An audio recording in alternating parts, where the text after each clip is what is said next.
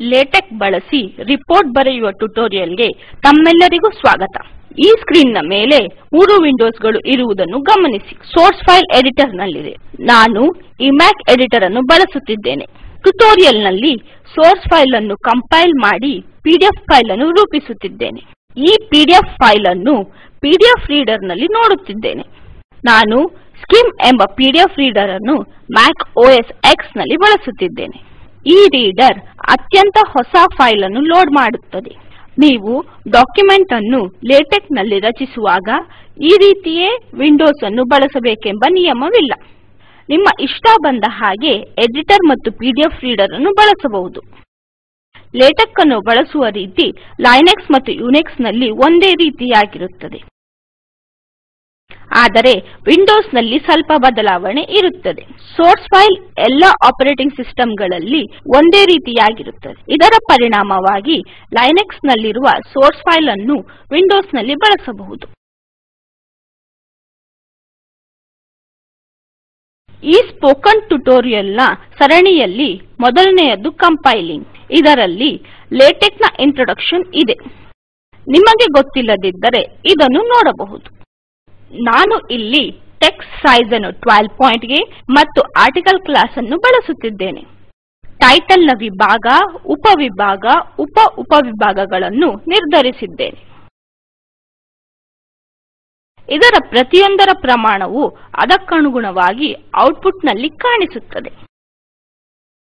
ಇದರ ಮತ್ತೊಂದು ವಿಶಿಷ್ಟ ಲಕ್ಷಣ, ಸೋರ್ಸ್ ಫೈಲ್ ನಲ್ಲಿ ಎಷ್ಟೇ ಬ್ಲಾಂಕ್ ಲೈನ್ ಗಳು ಇದ್ದರೂ ಔಟ್ಪುಟ್ ನಲ್ಲಿ ಯಾವುದೇ ಬದಲಾವಣೆ ಇರುವುದಿಲ್ಲ. ನಾನು ಇಲ್ಲಿ ಕೆಲವು ಬ್ಲಾಂಕ್ ಲೈನ್ ಗಳನ್ನು ಸೇರಿಸಿ ಸೇವ್ ಮಾಡಿ ಕಂಪೈಲ್ ಮಾಡಿ ನೋಡುತ್ತೇನೆ. ಆದರೆ ಔಟ್ಪುಟ್ ನಲ್ಲಿ ಯಾವುದೇ ಬದಲಾವಣೆ ಆಗುವುದಿಲ್ಲ. ನಂತರ ಇದರ ಮೊದಲಿನ ಸ್ಥಿತಿಗೆ ಇಡುತ್ತೇನೆ. ಕಂಪೈಲ್ ಮಾಡಿ ನೋಡುತ್ತೇನೆ. ಟೈಟಲ್ ಟೆಕ್ಸ್ಟ್ ನ ಸೈಜ್ ಆಟೋಮ್ಯಾಟಿಕ್ ಆಗಿ ರಚನೆಯಾಗುತ್ತದೆ. ಉದಾಹರಣೆ, ಸಬ್ ಸೆಕ್ಷನ್ ಸ್ವಲ್ಪ ಚಿಕ್ಕದಾಗಿ ಮತ್ತು ಸಬ್ ಸೆಕ್ಷನ್ ಇದಕ್ಕಿಂತಲೂ ಚಿಕ್ಕದಾಗಿ ರಚನೆಯಾಗುತ್ತದೆ. ನಾನು ಟೆಕ್ಸ್ಟ್ ಸೈಜ್ ಅನ್ನು ಬದಲಾಯಿಸಿದರೂ ಇದರ ಲಕ್ಷಣ ಹಾಗೆಯೇ ಇರುತ್ತದೆ.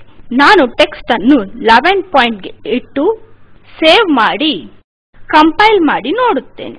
ಆದರೆ ಒಟ್ಟಾರೆ ಸೈಜ್ ಚಿಕ್ಕದಾದರೂ ಅದರ ಗುಣಲಕ್ಷಣದಲ್ಲಿ ಯಾವುದೇ ಬದಲಾವಣೆಯಾಗಿರುವುದಿಲ್ಲ. ನಂತರ ಇದರ ಮೊದಲಿನ ಸ್ಥಿತಿಗೆ ತರೋಣ. ಅದಕ್ಕಾಗಿ ಟೆಕ್ಸ್ಟ್ ಅನ್ನು 12 ಪಾಯಿಂಟ್ ಗೆ ಇಡುತ್ತೇನೆ. ಇದರ ಮತ್ತೊಂದು ವಿಶಿಷ್ಟ ಲಕ್ಷಣ, ಇದರ ಆಟೋಮ್ಯಾಟಿಕ್ ಸೆಕ್ಷನ್ ನಂಬರಿಂಗ್. ಉದಾಹರಣೆ, ನಾನು ಇಲ್ಲಿ ಹೊಸ ಸೆಕ್ಷನ್ ಅನ್ನು ಸೇರಿಸಿ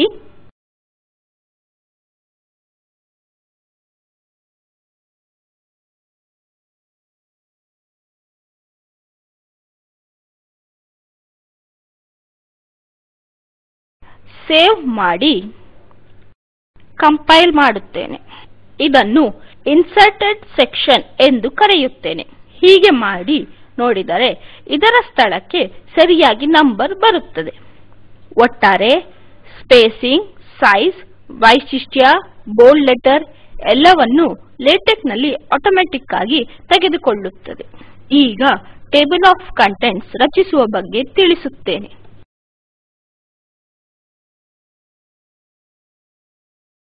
ಮೊದಲು report.talk ಎಂಬ ಫೈಲ್ ಸಿಸ್ಟಮ್ ನಲ್ಲಿ ಇಲ್ಲ ಎಂಬುದನ್ನು ಖಚಿತಪಡಿಸಿಕೊಳ್ಳಿ. ಟೇಬಲ್ ಆಫ್ ಕಂಟೆಂಟ್ಸ್ ಎಂಬ ಪದವನ್ನು ಸೇರಿಸುತ್ತೇನೆ.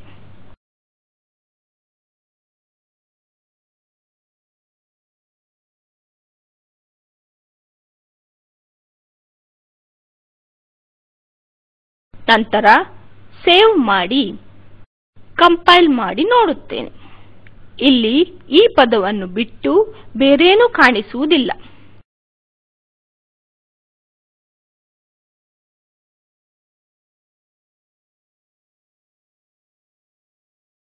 ಈಗ ನಮಗೆ report.talk ಎಂಬ ಫೈಲ್ ಇದೆ.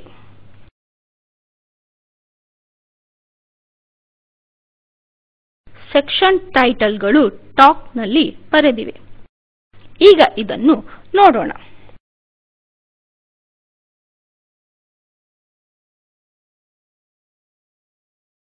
ರೀಕಂಪೈಲ್ ಮಾಡುತ್ತೇನೆ. ಗಮನಿಸಿ, ಎಲ್ಲಾ ಫೈಲ್ಗಳು ಅದರ ಪೇಜ್ ನಂಬರಿನ ಜೊತೆಯಲ್ಲಿ ತೋರಿಸುತ್ತದೆ. ಇದರ ಪೇಜ್ ನಂಬರ್ 1 ಟಾಪ್ ನಲ್ಲಿದೆ. ಈ ಡಾಕ್ಯುಮೆಂಟ್ ಒಂದೇ ಪೇಜ್ ಹೊಂದಿರುತ್ತದೆ. ಈ ಎರಡೂ ಕಂಪೈಲೇಷನ್ ಫೈಲ್ ನ ಬದಲಾವಣೆಯಲ್ಲಿ ಅನ್ವಯಿಸುತ್ತದೆ. ನಾನು ಇಲ್ಲಿ ಹೊಸ ಟೈಟಲ್ ಅನ್ನು ಸೇರಿಸುತ್ತೇನೆ.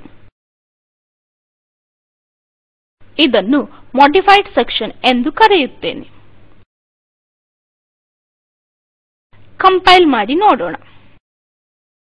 ಈಗ ಡಾಕ್ಯುಮೆಂಟ್ ನಲ್ಲಿ ಬದಲಾವಣೆ ಆಗಿದೆ, ಆದರೆ ಕಂಟೆಂಟ್ಸ್ ನಲ್ಲಿ ಇನ್ನೂ ಬದಲಾವಣೆ ಆಗಬೇಕು. ಇದನ್ನು ಮತ್ತೆ ರೀಕಂಪೈಲ್ ಮಾಡಿ ಈ ತೊಂದರೆಯನ್ನು ಸರಿಪಡಿಸಬಹುದು. ಈಗ ಟೇಬಲ್ ಆಫ್ ಕಂಟೆಂಟ್ಸ್ ನ ಸ್ಥಳವನ್ನು ಬದಲಾವಣೆ ಮಾಡಿ ನೋಡೋಣ. ಡಾಕ್ಯುಮೆಂಟ್ ನ ಎಂಡ್ ನಲ್ಲಿ ಸೇರಿಸುತ್ತೇನೆ.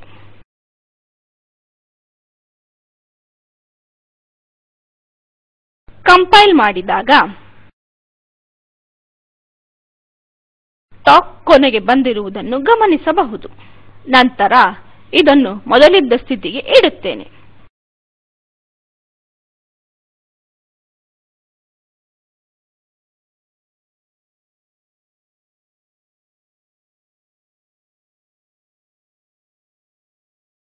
ಈಗ ಈ ಡಾಕ್ಯುಮೆಂಟ್ಗೆ ಒಂದು ಟೈಟಲ್ ಕೊಡೋಣ. ಇದನ್ನು ಡಾಕ್ಯುಮೆಂಟ್ ಕ್ಲಾಸ್ ನಂತರ ಇಡುತ್ತೇನೆ.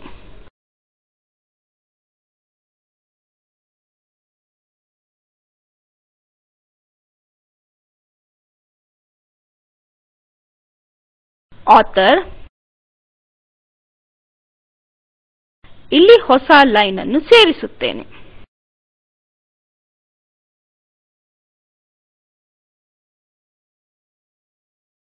ಡೇಟ್, ಇಂದಿನ ಡೇಟ್ ಅಂದರೆ ಇಂದಿನ ದಿನಾಂಕ.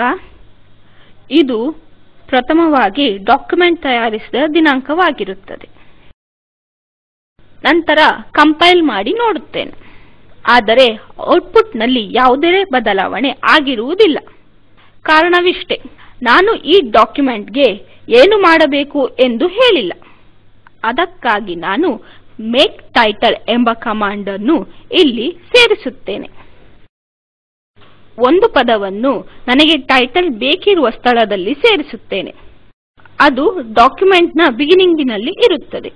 ಕಂಪೈಲ್ ಮಾಡಿದರೆ ಔಟ್ಪುಟ್ ನಲ್ಲಿ ಬರುತ್ತದೆ. ಈಗ ಡಾಕ್ಯುಮೆಂಟ್ ಕ್ಲಾಸ್ ಆರ್ಟಿಕಲ್ ನಿಂದ ರಿಪೋರ್ಟ್ ಗೆ ಬದಲಾಯಿಸಿ ನೋಡೋಣ. ನಾನು ಇಲ್ಲಿಗೆ ಬರುತ್ತೇನೆ. ಕಂಪೈಲ್ ಮಾಡಿ ನೋಡೋಣ. ಇಲ್ಲಿ ಟೈಟಲ್ ಒಂದು ಪೇಜ್ ತುಂಬಾ ಬಂದಿದೆ. ಇದರ ಕಂಟೆಂಟ್ಸ್ ಹೊಸ ಪೇಜ್ ನಲ್ಲಿ ಆರಂಭವಾಗಿದೆ.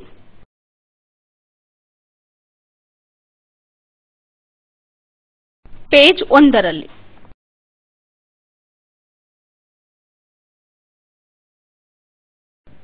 ಹಾಗೂ ಟೈಟಲ್ ಗೆ ಪೇಜ್ ನಂಬರ್ ಇರುವುದಿಲ್ಲ. ನಾವು ಇಲ್ಲಿ ಸೆಕ್ಷನ್ ಟೈಟಲ್ ಅಲ್ಲಿ 0 ನಂಬರ್ ಇರುವುದನ್ನು ನೋಡಬಹುದು.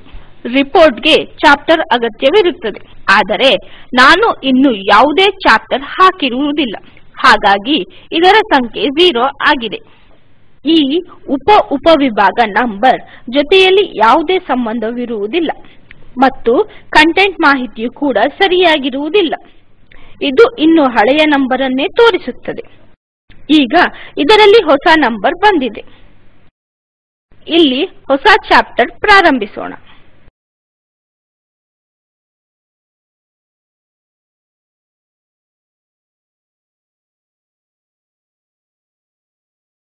ಮೊದಲನೇ ಚಾಪ್ಟರ್ ಎಂದು ಹೆಸರಿಟ್ಟು 2 ಬಾರಿ ಕಂಪೈಲ್ ಮಾಡಿ ನೋಡೋಣ.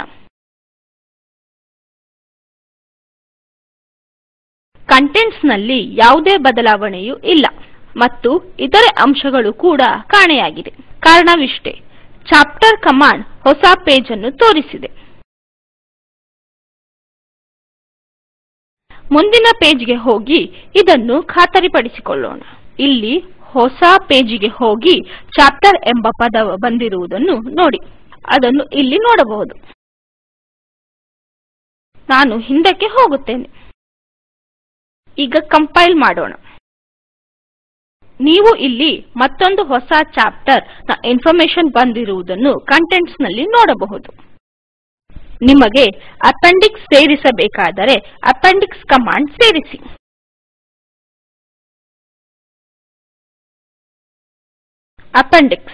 ಅಪೆಂಡಿಕ್ಸ್ ಎಂಬ ಚಾಪ್ಟರ್ ಅನ್ನು ನಾನು ಇಲ್ಲಿ ಶುರು ಮಾಡುತ್ತೇನೆ.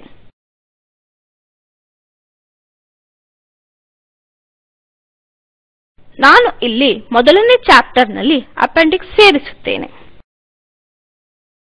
ನಂತರ 2 ಬಾರಿ ಕಂಪೈಲ್ ಮಾಡುತ್ತೇನೆ. ಇಲ್ಲಿ ಫಸ್ಟ್ ಚಾಪ್ಟರ್ ಬಂದಿರುವುದನ್ನು ನೋಡಬಹುದು. ಮತ್ತೆ ಹಿಂದೆ ಹೋಗಿ ನೋಡಿದಾಗ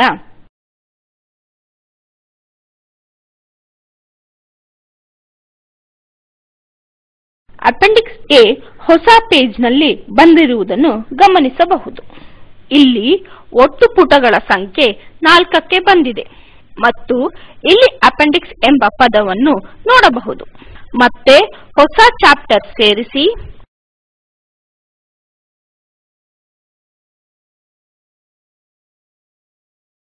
ಕಂಪೈಲ್ ಮಾಡಿದರೆ ಪುಟದ ಸಂಖ್ಯೆ 5ಕ್ಕೆ ಹೋಗುತ್ತದೆ.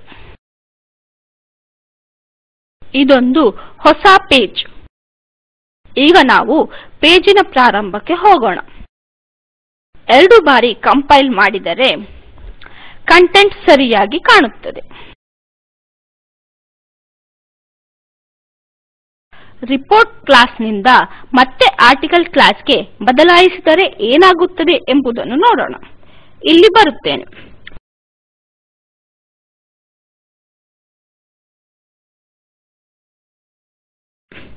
ಇಲ್ಲಿ ಕಂಪೈಲ್ ಮಾಡಿ ನೋಡೋಣ.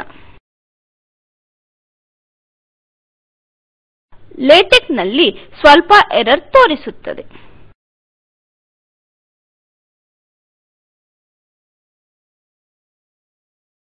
ಈ ರೀತಿ ಸ್ಟಾಪ್ ಆದಾಗ ಇದನ್ನು ಸರಿಪಡಿಸಲು 2 ವಿಧಾನಗಳಿವೆ. ಮೊದಲನೆಯದು X ಟೈಪ್ ಮಾಡಿ ಹೊರಗಡೆ ಔಟ್ ಆಗುವುದು. ಸಾಮಾನ್ಯವಾಗಿ ಪಿಡಿಎಫ್ ಫೈಲ್ ಮೊದಲಿನ ಪುಟಗಳನ್ನು ಒಳಗೊಂಡಿರುತ್ತದೆ. ಆದರೆ ಈ ಸಂದರ್ಭದಲ್ಲಿ ಯಾವುದೇ ಪೇಜ್ ನಂಬರ್ ತೋರಿಸುವುದಿಲ್ಲ.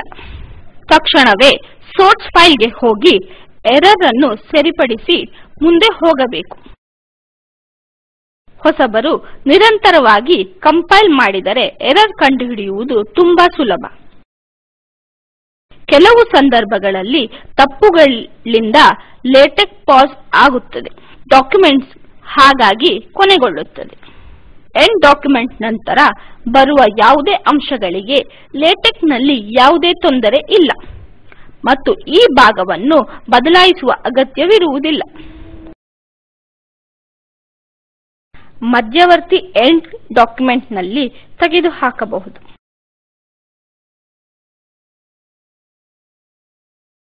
ಮತ್ತೆ ಲೇಟೆಕ್ ನಲ್ಲಿ ಎರರ್ ಗಳು ತೋರಿಸಿದಾಗ ಅದನ್ನು ನಿರ್ಲಕ್ಷಿಸಬಹುದು.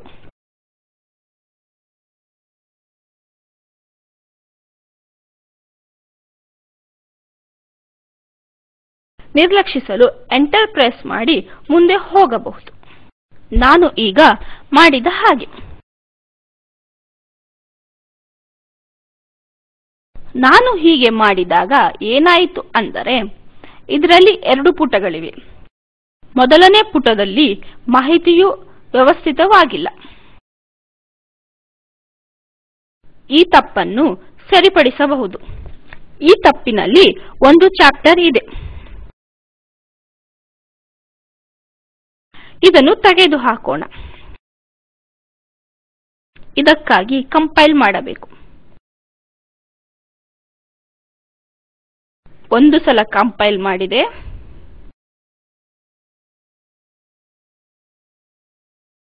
ಎರಡನೇ ಬಾರಿ ಕಂಪೈಲ್ ಮಾಡಿದೆ. ಈಗ ಎರರ್ ಗಳಿವೆ ಎಂದು ತೋರಿಸುತ್ತಿರುತ್ತದೆ. ಆ ಎರರ್ ನಲ್ಲಿ ಚಾಪ್ಟರ್ ಟೇಬಲ್ ಆಫ್ ಕಂಟೆಂಟ್ಸ್ ನಲ್ಲಿ ಮತ್ತು ಅಪೆಂಡಿಕ್ಸ್ ನಲ್ಲಿವೆ ಎಂದು ತೋರಿಸುತ್ತದೆ. ಇದನ್ನು ಕೂಡ ಸರಿಪಡಿಸೋಣ. ಕಂಪೈಲ್ ಮಾಡೋಣ. ಈಗ ಯಾವುದೇ ಎರರ್ ಇಲ್ಲದೆ ಎಲ್ಲವೂ ಒಂದೇ ಪುಟದಲ್ಲಿ ಬಂದಿದೆ ಮತ್ತು ಕಂಟೆಂಟ್ಸ್ ಕೂಡ ಸರಿಯಾಗಿದೆ.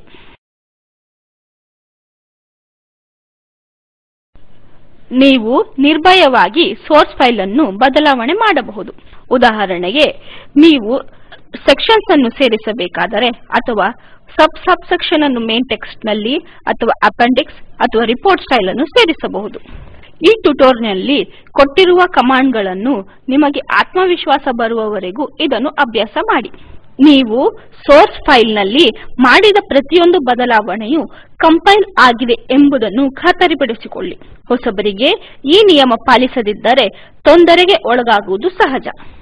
ಲೇಟೆಕ್ ಎಂಜಿನ್ ಗೆ ಸಂಬಂಧಪಟ್ಟದ್ದಾಗಿ ಇಮ್ಯಾಕ್ಸ್ ನಲ್ಲಿ ತೋರಿಸಿದ ಟೆಕ್ಸ್ಟ್ ಸೈಜ್, ಕಲರ್ ಇತರೆ ಮುಖ್ಯವಲ್ಲ. ಇವುಗಳು ಸೋರ್ಸ್ ಫೈಲ್ ನಲ್ಲಿ ಸರಿಯಾಗಿರಬೇಕು. ಇದು ಹೇಗೆ